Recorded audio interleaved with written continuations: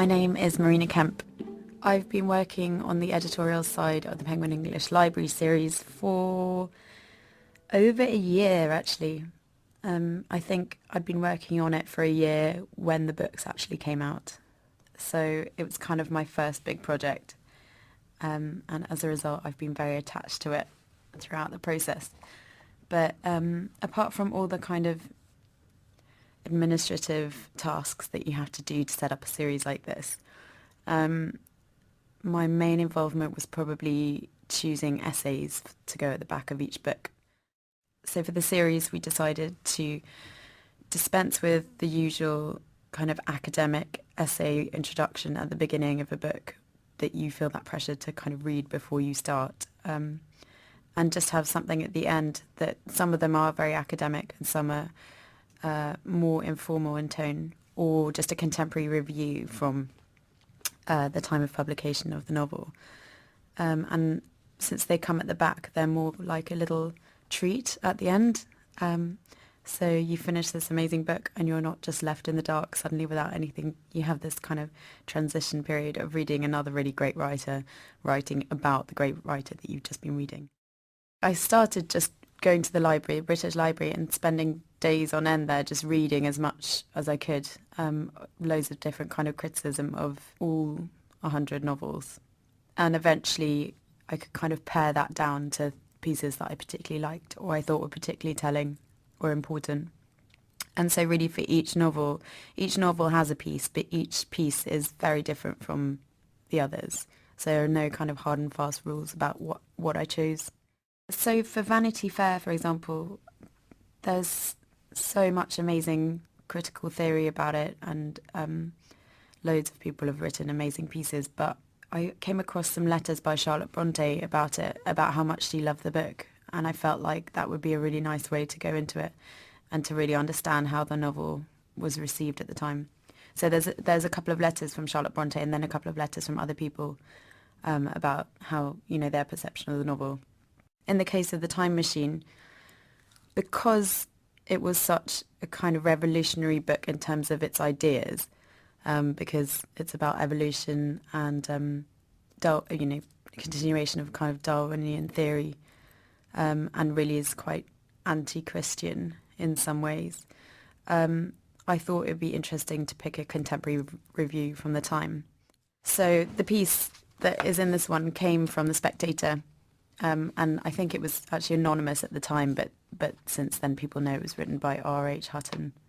And it's just a very interesting take because R.H. Hutton is skeptical about evolutionary theory and adamantly Christian in his view of nature and mankind and the future of mankind, and also socio-political theories.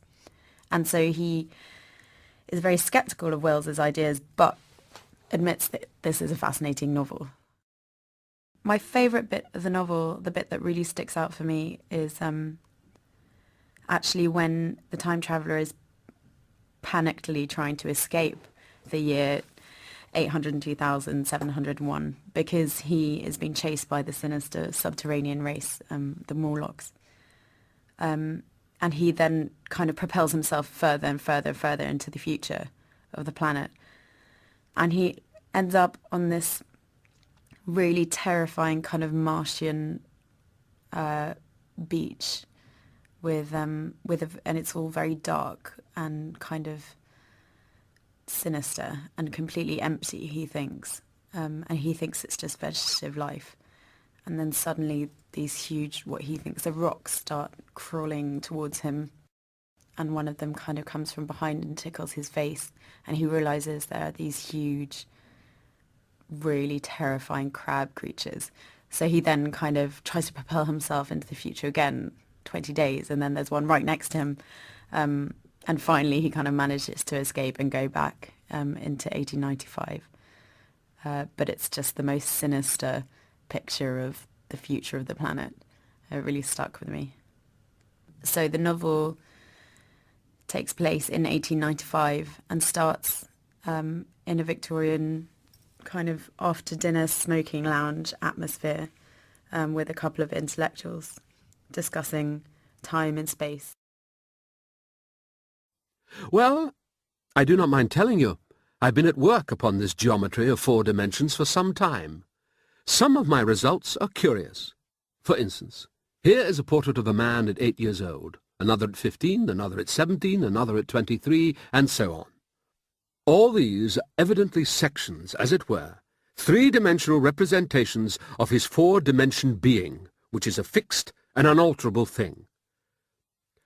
Scientific people, proceeded the time-traveller, after a pause required for the proper assimilation of this, know very well that time is only a kind of space. Here is a popular scientific diagram, a weather record. This line I trace with my finger shows the movement of the barometer. Yesterday it was so high, yesterday night it fell, then this morning it rose again, and so gently upward to here. Surely the mercury did not trace this line in any of the dimensions of space generally recognized. But certainly it traced such a line, and that line, therefore, we must conclude, was along the time dimension. "But," said the medical man, staring hard at a coal in the fire, "if time is really only a 4th dimension of space, why is it, and why has it always been, regarded as something different?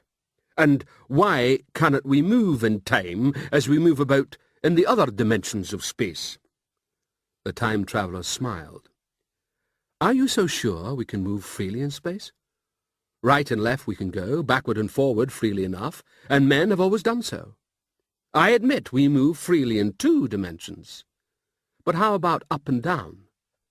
Gravitation limits us there." "Not exactly," said the medical man. "There are balloons." "But before the balloons, save for spasmodic jumping and the inequalities of the surface, man had no freedom of vertical movement." "Still, they could move a little up and down," said the medical man. "Easier, far easier down than up. And you cannot move at all in time. You cannot get away from the present moment." "My dear sir, that is just where you are wrong. That is just where the whole world has gone wrong. We are always getting away from the present moment. Our mental existences, which are immaterial and have no dimensions, are passing along the time dimensions with a uniform velocity from the cradle to the grave. Just as we should travel down if we began our existence 50 miles above the Earth's surface. "But the great difficulty is this," interrupted the psychologist. "You can move about in all directions of space, but you cannot move about in time." "That is the germ of my great discovery. But you are wrong to say that we cannot move about in time. For instance, if I am recalling an incident very vividly, I go back to the instant of its occurrence. I become absent-minded, as you say. I jump back for a moment. Of course, we have no means of staying back for any length of time, any more than a savage or an animal has of staying 6 feet above the ground. But a civilized man is better off than the savage in this respect. He can go up against gravitation in a balloon, and why should he not hope that ultimately he may be able to stop or accelerate his drift along the time dimension, or even turn about and travel the other way? "This," began Philby, "is all—" "Why not?" said the time-traveller. "It's against reason," said Philby. "What reason?" said the time-traveller. "You can show black as white by argument," said Philby, "but you will never convince me." "Possibly not," said the time-traveller. "But now you begin to see the object of my investigations into the geometry of 4 dimensions. Long ago, I had a vague inkling of a machine." "To travel through time?" exclaimed the very young man. "That shall travel indifferently in any direction of space and time, as the driver determines." Philby contented himself with laughter. "But I have experimental verification," said the time-traveller. "It would be remarkably convenient for the historian," the psychologist suggested. "One might travel back and verify the accepted account of the Battle of Hastings, for instance." "Don't you think that would attract attention?" said the medical man. Our ancestors had no great tolerance for anachronisms. One might get one's Greek from the very lips of Homer and Plato, the very young man thought. In which case they would certainly plough you for the little go. The German scholars have improved Greek so much. Then there is the future, said the very young man. Just think. One might invest all one's money, leave it to accumulate at interest, and hurry on ahead. To discover a society, said I, erected on a strictly communistic basis. Of all the wild, extravagant theories, began the psychologist. Yes, so it seemed to me, said the time-traveller, and so I never talked of it until— Experimental verification, cried I. You're going to verify that? Experiment, cried Philby, who was getting brain-weary. Let's see your experiment anyhow, said the psychologist, though it's all humbug, you know. The time-traveller smiled round at us.